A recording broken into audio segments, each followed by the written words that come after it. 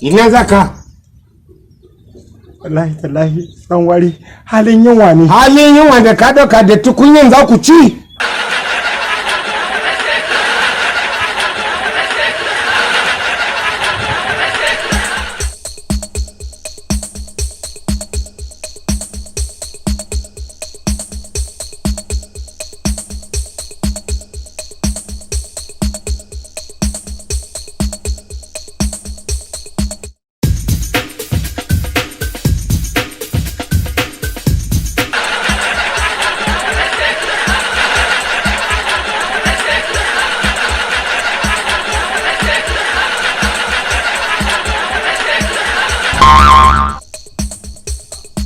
Ina zaka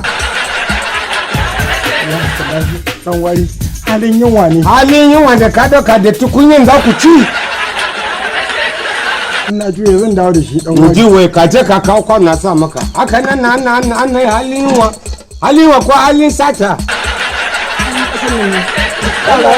Yau sati guda ba su kawanuka.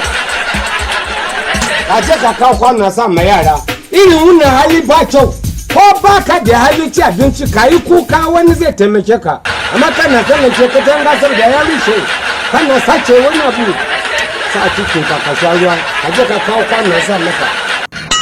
Amma zuna dai na barin tukunya a tsakar gida. Halin yunwa ko halin sata. Mutane ba kirki. Ko da duniya ya zama haka an ga muku mu ba ina jin motsin tukunya na san za sace min fete.